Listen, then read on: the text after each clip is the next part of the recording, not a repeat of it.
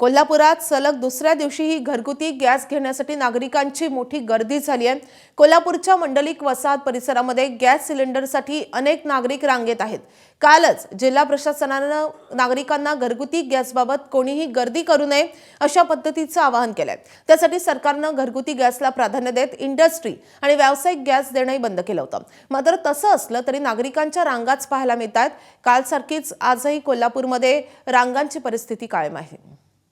जिल्हा प्रशासनाने नागरिकांना आवाहन करून देखील आज दुसऱ्या दिवशी घरगुती गॅससाठी नागरिकांनी खूप मोठ्या प्रमाणात रांगा लावलेल्या आपल्याला पाहायला मिळत आहेत। मी सध्या मनलिक पार्क या ठिकाणी आहे आणि इथली जर आपण परिस्थिती बघितली तर शेकडो नागरिक अशा पद्धतीने रांगेमध्ये उभा आहेत। जवळपास सकाळी 7 वाजल्यापासून हे सगळे नागरिक आहेत ते घरगुती गॅससाठी रांगेमध्ये उभा आहेत आणि त्यांचं म्हणणं आहे की जर ही युद्धाची परिस्थिती आणखी बिघडली तर आम्हाला गॅस मिळणार नाही, गॅस पुरवठा खंडित होईल म्हणून गर्दी झाली। काय झाले? गॅस पुरवठा खंडित आहे सध्या, त्यामुळे रोज लाईन नाही। 15 दिवस झाला आम्ही बघतोय, रोज लाईन लागलेली आहे मोठी। आणि नोकरी करणारे नोकरीला जायचं कधी आणि गॅस लाईनला उभा राहायचं कधी?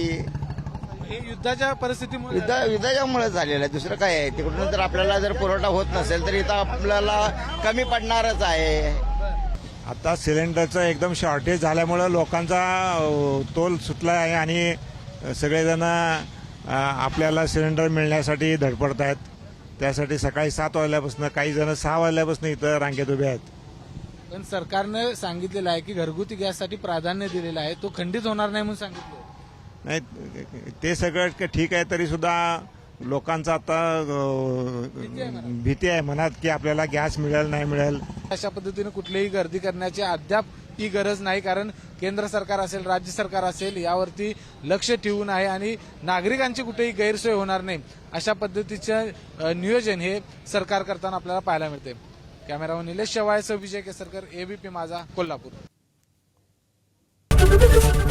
एबीपी माझा, उघडा डोळे बघा नीट।